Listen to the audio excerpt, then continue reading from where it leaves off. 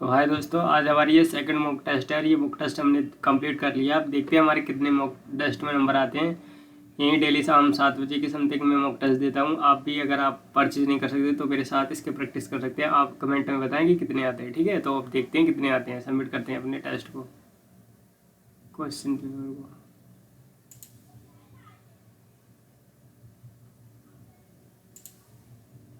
Ten by ten attend करती हैं और इसे हम सबमिट करते हैं। देखते हैं कितने आते हैं। Paid result. ओ देखिए दोस्तों, हमारा कितने आया है, यानी कि 10 में से 7.3, यानी कि कट ऑफ 7 देखो फिर भी ठीक है, लेकिन ज़्यादा खुश नहीं होना चाहिए क्योंकि इसमें हमारे मार्क्स कटेंगे। देखते हैं कौन कौन से गलत गए हैं। ये वाले 2 क्वेश्चन गलत गए तो हम इनका एनालिसिस करते हैं, देखते हैं हमारा कहाँ गलत गया है, ठीक है। तो हल पे जाते हैं, ठीक है। अब देखते हैं कहाँ कहाँ गया गलत गया है।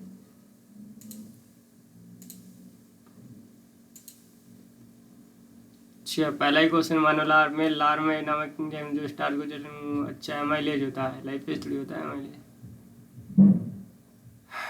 एंजाइम प्रोटीन होते हैं जो जैविक उत्पाद का कार्य करते हैं। एंजाइम अपनी सक्रिय प्रतिक्रिया दर को बढ़ाते हैं।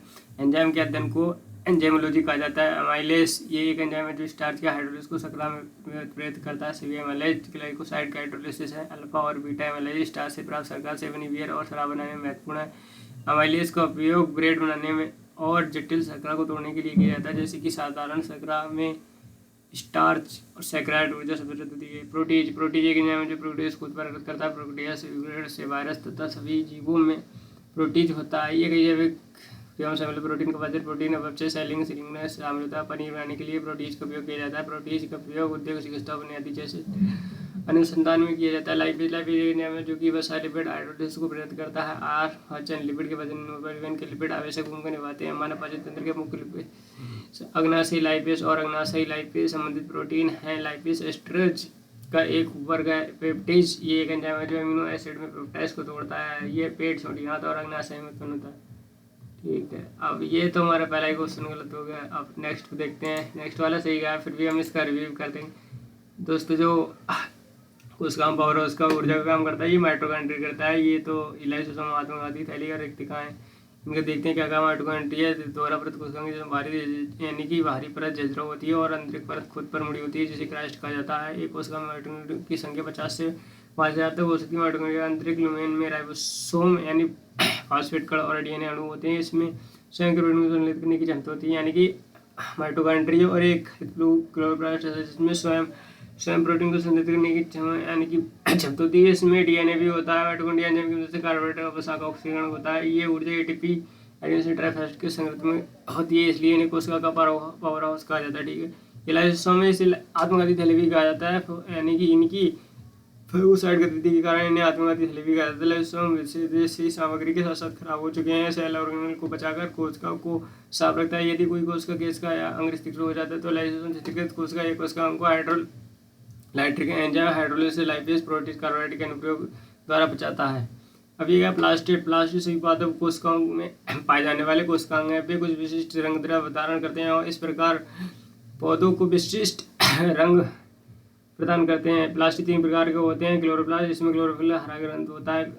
अच्छा, क्रोमोप्लास्ट क्रोटिनाइड लाल पीला नारंगी रंग द्रव होता है। ल्यूकोप्लास्ट, इसमें रंगीन प्लास्टिक होता है जो मुख्य रूप से कोशिकाओं का भंडारण करता है। रिक्तिकाएं शब्द रिक्तिका खाली स्थान है। वे जीवित रहने के लिए कोशिका द्वारा आवश्यक भोजन या अन्य पोषक तत्वों को संग्रहित कर सकते हैं। वे अपशिष्ट पदार्थों को भी संग्रहित करते हैं और पूरी कोशिका को दूषित होने से रोकते हैं। पादप कोशिकाओं में रिक्तिकाएं जंतु कोशिका की सबसे बड़ी होती है। पादप रिक्तिकाएं कोशिकाएं 80 प्रजाति का आयतन पर कब्जा कर लेती है। रिक्तिकाएं संख्या में 1 से अधिक हो सकती हैं, ठीक है।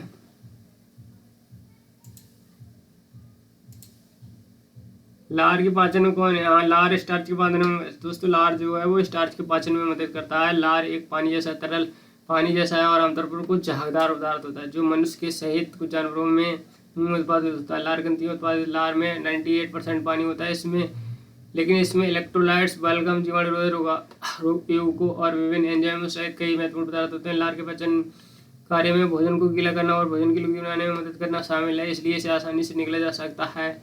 लार में एमाइलेज एंजाइम होता है जो स्टार्च को माल्टोज और डेक्स्ट्राट्रिन में तोड़ देता है। इस प्रकार भोजन का पाचन भोजन के पेट में पहुंचने से पहले ही मुंह के भीतर होता है। लार प्रोटीन, वसा और फाइबर को पचा नहीं पाती। ठीक है। हिंट, ये देखो ये डाइजेस्टिव सिस्टम दिया है पूरा पूरा। मुंह में क्या क्या, ये माउथ है, प्लेटलेट, यूबुला, टंग, ये टीथ होते हैं। ये क्या है, एसोफेगस, यानी कि इसे ग्रास नली कहते हैं।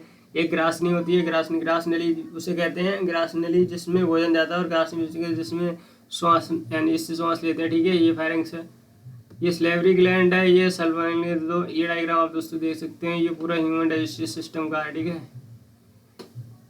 अब नेक्स्ट वाले देखते हैं। कह रहा मानव पाचन तंत्र में प्राचीन की क्रिया कहाँ प्रारंभ होती है? तो पाचन सबसे पहले कहाँ से प्रारंभ? हमारे मुख से ही प्रारंभ हो जाता है। पाचन हमारे द्वारा खाए जाने वाले भोजन को शुद्ध करने की क्रिया जटिल प्रक्रिया है, जिसका उपयोग शरीर ऊर्जा, विकास और जीवित रहने के लिए आवश्यक और मरम्मत के लिए करता है। इसमें उत्सर्जित होने के लिए पानी बनाना भी शामिल है। मानव पाचन तंत्र में आहार नाल होती है, जिससे आगे विभिन्न घटकों में विभाजित किया जा सकता है।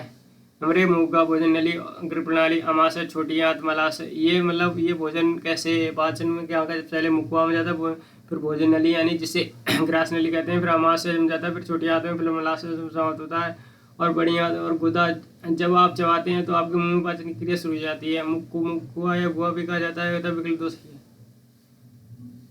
मानव पाचन तंत्र मुख्य यानी कि मुंह आहार नाली की शुरुआत का ऊपरी हिस्सा होता है, ग्रसनी और अन्न प्रणाली की ओर जाता है। मनुष्य में मुख गुहिका और ना गुहिका दोनों को तालु द्वारा लग किया जाता है। मुख गुहिका में मुख्य रूप से दांत, जीभ और लार सहित पाचन तंत्र प्राथमिक अंग शामिल होता है। अब आपकी लार ग्रंथि लार बनाती है। आपकी लार ग्रंथि एक पाचक रस जो भोजन को नम करता है, जिससे ये आपके आमाशय में अधिक आसानी से चला जाता है। और लार में एंजाइम भी होता है जो आपके भोजन और स्टार्च को तोड़ना शुरू कर देता है। ठीक है। लार में कौन से? लार में कैमाइलेज एंजाइम। ठीक है। ये पूरा पाचन देखिए दोस्तों, यहाँ से ये मुख से जाता है, फिर ये ग्रास नली भी कहते हैं। यहाँ से भोजन, यहाँ से भोजन कहाँ जाता है? यहाँ से भोजन पता है क्या? यहाँ से भोजन सीधे जाता है अमाशय। अमाशय से कहाँ जाता है? छोटी आंत में। छोटी आंत में पहले भी कहाँ? अग्नाशय से।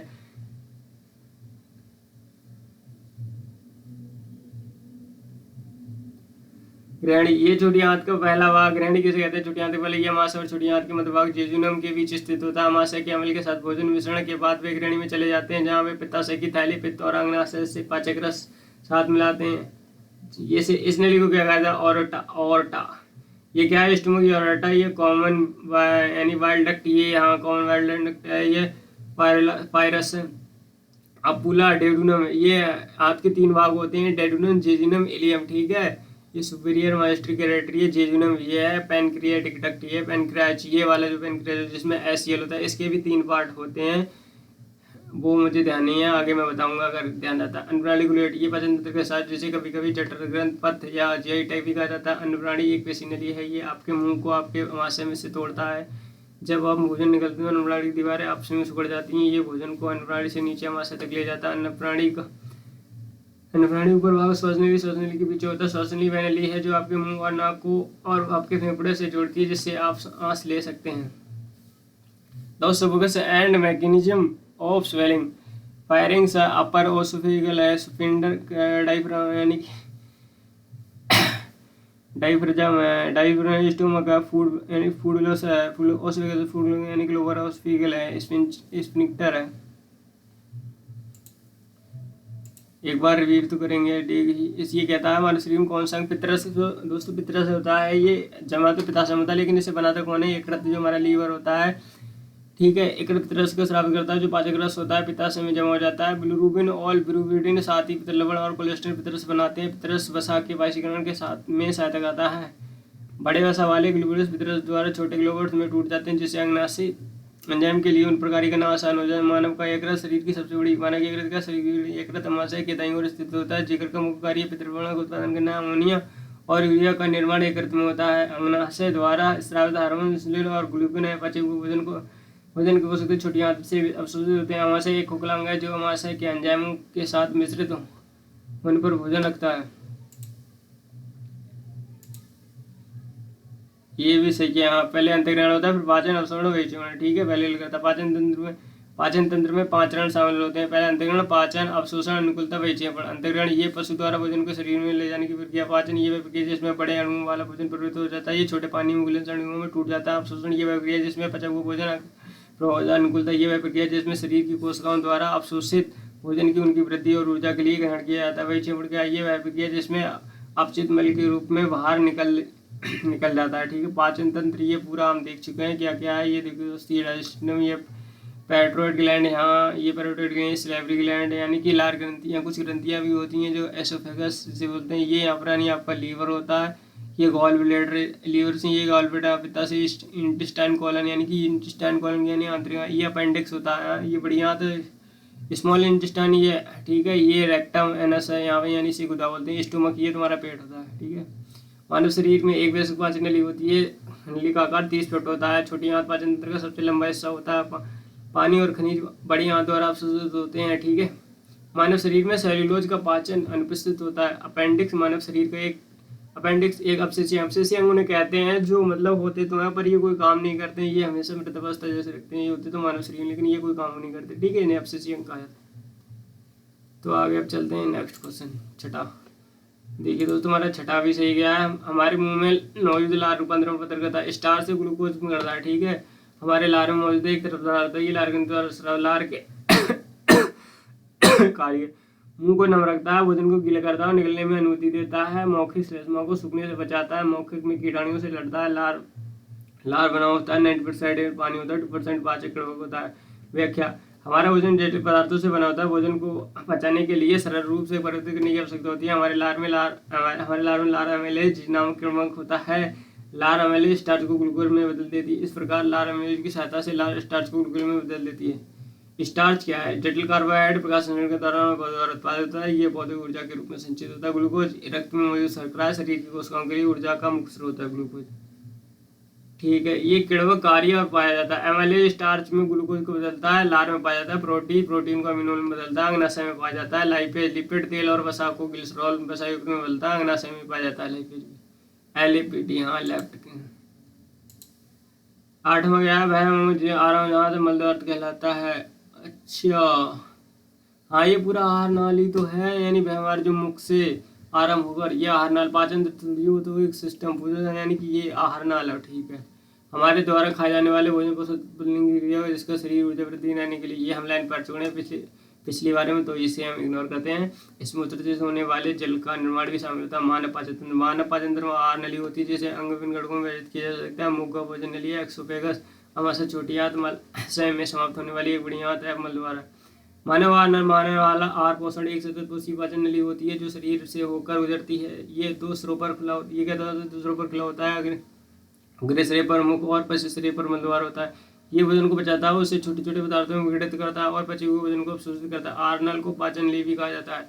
अंगों की ये लंबी नली भोजन को शरीर से गुजरने के लिए मार्ग बनाती है। मुख द्वार, यह मुख से मलद्वार जहाँ से मल निकलता है तक जाती है और इसमें ग्रसिका अमाशय और अंत तक शामिल होती है। डाइजेस्टिव सिस्टम यानी पेट्रोगस, एसोफेगस, लीवर, कैल्कुलेट, intestine, colon, appendix, stomach, small intestine, rectum, anus. आहार नल पाचन तंत्र का एक अंग है। पाचन तंत्र एक संपूर्ण तंत्र है जिसमें पाचन अवशोषण के लिए आवश्यक सभी सहायक अंग शामिल होते हैं। छोटी आंत में 3 भाग होते हैं, डेड्यूनम, ग्रैंडी, जेजुनम, मध्य तंत्र और इलियम शोषण। ये अमाशय से आने वाले भोजन को पचाने में मदद करती है। ये भोजन पोषक तत्व प्रोटीन, खनिज, कार्बोहाइड्रेट, वसा, प्रोटीन और जल को अवशोषित करती है ताकि शरीर द्वारा उनको उपयोग किया जा सके। बड़ी आंत लंबी नली जैसे एक छोर और छोटी आंत और दूसरे छोर पर मलद्वार से जुड़ा होता है। बड़ी आंत में 4 भाग होते हैं, सेकम, आंतरिक, कोलन, वृत्तंत्र, सेक्टम, एनिसिग्मा, वृत्तंत्र और एनल कैनाल गुंदनाल। आंशिक रूप से बचा हुआ भोजन अंडांत्र के माध्यम से वृत्तांत्र में चला जाता है जहाँ जल और कुछ पोषक तत्व इलेक्ट्रोलाइट निकाल दिए जाते हैं। पाचन तंत्र मुख ग्रासनी यानी गला जिसमें शोधन होता है। ग्रासनी यानी कि ग्रासनी भोजन। अमाशय तो क्या एसियल यानी छोटी आंत, बड़ी आंत, मलाशय और मलद्वार शामिल होते हैं। इसमें लार ग्रंथियां, यकृत, पित्ताशय की थैली और अग्नाशय भी शामिल होते हैं जो पाचन रस और एंजाइम बनाते हैं जो शरीर को भोजन और तरल पदार्थ को पचाने में मदद करते हैं। अब हमारा शायद एक क्वेश्चन और बचा है, वन ऑफ द लास्ट। अभी तो 2 क्वेश्चन, एक और बचा है। इसके बाद ये बता रहा है कि कौन से ग्रह ये ग्रासिका बड़ी आंत, इनमें हाँ ये कोई पाचन का काम ही नहीं करते हैं, इसलिए ये बता रहा है। ठीक है, मानव पाचन तंत्र एक लंबी नल का संरचना होती है जिसे आहार नाल कहा जाता है। इसमें पाचन ग्रंथियां जुड़ी होती हैं। आहार नाल को विभिन्न कक्षों में विभाजित किया जाता है। आहार नाल मुख, भोजन नली, ग्रासनी, अमाशय, छोटी आंत, मलाशय, समाप्त होने वाली एक बड़ी आंत और गुदा। ये तुम्हारी ये वही चित्र है, हम बार दे दें तो इसे डिफाइन नहीं करेंगे। ये हम पढ़ेंगे, लंबी गर्दन वाली होकर जाती है और अंत में जे आकार की थैली जैसी संरचना जाती है जिसे अमाशय कहा जाता है। ठीक है, जे आकार का होता है यानी कि ग्रासनली। ग्रासली भोजन को मुख से यानी कहाँ तक ले जाती है, आमाशय तक ले जाती है। बड़ी आंत छोटी आंत को अपेक्षा चौड़ी और छोटी होती है। इसका कार्य पाचित खाद्य जल और कुछ लवणों को अवशोषित करना है। मलाशय दोस्तों जो पाचन होता है, पाचन छोटी आंत में ही होता है। छोटी आंत में कहाँ इलियम की जगह होता है, यानी जब भोजन पूरी तरीके से पच जाता है सिर्फ यानी पानी बचा, पानी जाकर किस में जाता है, जब बड़ी आंत में प्रवेश करता है तो वहाँ पर एक अपेंडिक्स होता है, जो अपशिष्ट अंग यानी जो कोई कार्य नहीं करता है। फिर वहाँ से बड़ी आंत से जाके ये जो बड़ी आंत है उसमें पाचन नहीं होता है, ये सिर्फ भोजन का अवशोषण करती है। ठीक है, मलाशय बड़ी आंत का सबसे बड़ा भाग होता है। शेष अपशिष्ट मलाशय में चला जाता है और अधठोस मल के रूप में वहाँ रहता है। मल को समय समय पर गुदा से बाहर निकाला जाता है। मुखगुहा में पाचन होता है। मुखगुहा मुख में प्रारंभ होता है। मुखगुहा में लार ग्रंथियां नामक द्रव पदार्थ स्रावित करती हैं। लार में एमाइलेज नामक एंजाइम पाया जाता है, कार्बोहाइड्रेट के पाचन में सहायता करता है। छोटी आंत में पाचन, छोटी आंत कार्बोहाइड्रेट व प्रोटीन के फूड पाचन का स्थान है। यकृत, अग्नाशय रस और छोटी आंत आंतरिक से संबंधित पाचक रस है, जो भोजन के आगे रासायनिक शरणीकरण के लिए छोटी आंत में स्रावित होता है। एक क्वेश्चन और बचा है, देखते हैं। 2 क्वेश्चन गलत गए हैं आज के टेस्ट में, कल के टेस्ट से तो अच्छा ही है, कुछ ना कुछ तो इम्प्रूव हुआ है। देखते हैं, ये तो मिलान करने की थी, आप इजीली मिला सकते हो। ठीक है, ये क्या था, पहले क्या करोगे, आप संपूर्ण मुंह में निकलोगे, दांत क्या चबाने का कार्य करती, जीभ क्या भोजन को घुमाने का कार्य, जीभ लार ग्रंथियां क्या करती हैं, भोजन को निकलने का, भोजन को निकलने का लार ग्रंथियां मदद करती हैं। यानी कि मुंह हवा और पोषक तत्वों को आपके शरीर में प्रवेश करने की अनुमति देता है, या आपको बोलने की मदद करता है। इससे मुखगुहा भी कहते हैं। दांतों प्राथमिक कार्य चबाना है, जिसमें भोजन को काटना, मिश्रण करना, पीसना शामिल है, ताकि जीभ और मुख ग्रासनी इसे निकलने योग्य प्लस में आकार दे सके। जीभ भोजन को चबाने निकलने में मदद करने के लिए आपके मुंह के चारों ओर ले जाती है। साल्विया में पौधे पारंपरिक रूप से अपने प्रतिचायक प्रभाव और सिर मस्तिष्क के रूप में कार्य करने का श्रवण शक्ति में सुधार की, इंद्रियों को तेज करने, अमृत से समझे कि संज्ञानात्मक गिरावट को कम करने की क्षमता के लिए जाते हैं। तो ये रहा आज का टेस्ट। अगर आप शुरू में दोस्तों वीडियो में आवाज़ नहीं है क्योंकि मैंने इसे म्यूट कर दिया था बार बार, तो आप बिल्कुल शांत होकर क्वेश्चन लगाएं और बिल्कुल कमेंट में दें आपके कितने में नंबर आए हैं। मेरे तो मैंने आपको दिखा दिए कितने नंबर आए हैं, आपने देख ही लिए। ठीक है, तो आज के लिए यही सिर्फ। अगर वीडियो चली, वीडियो को कल मिलते हैं नेक्स्ट मॉक टेस्ट में। आज ये सेकंड था। ठीक है, तो thank you for watching this video again.